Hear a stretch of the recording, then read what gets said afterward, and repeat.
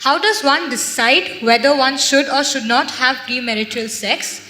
And does it prepare us for a better marital life? See, different people are made differently. This happened.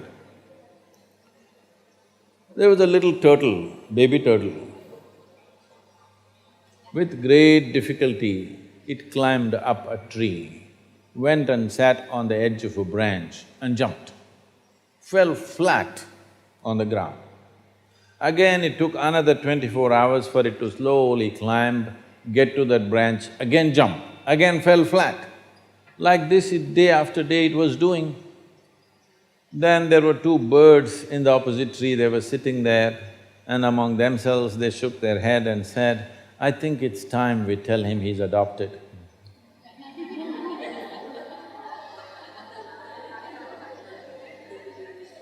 For everybody, we are trying to draw the same prescription. This is not going to work.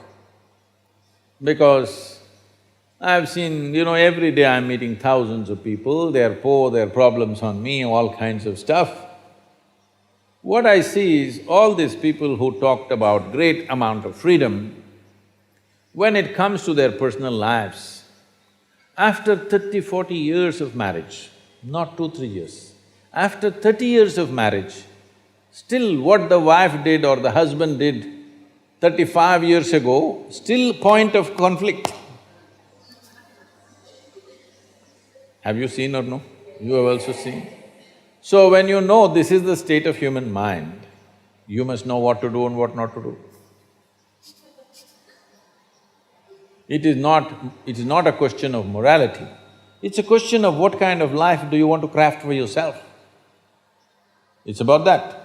Is it a morality? Is it that nobody should get into anything or everybody should get into something? There's no such thing. What kind of life are you wanting to craft for yourself? A kind of life where your relationships mean really binding yourself in such a way that truly you can depend on yourself, or it's like visiting restaurants every day, you want to taste something new and see, but you could get very unhealthy with that. There are some people who stick to their home food, though it tastes about the same every day, but those people are generally healthy, isn't it?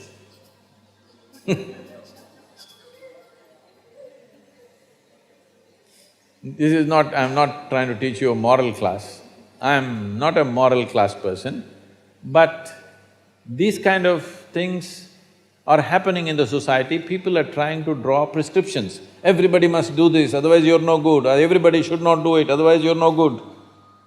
No, that's not the way. There was a time in this culture and even every culture, by the time a girl is 15 or 16, she was married. By the time a boy is 17 or 18, he was married. Now because of our education systems and professional requirements and society has changed, everything has changed. Because of that, average marriage age for girls is around 24 in this country right now, and for boys it's crossing 28, 30. The peak of hormonal impact on human life is somewhere between 15 to 30. After that, it's not the same thing. So, this is at least something we must debate. But we should not be hasty to draw a conclusion, this is the way, that is the way. We must give enough awareness to people that they don't get into something compulsively which they regret later.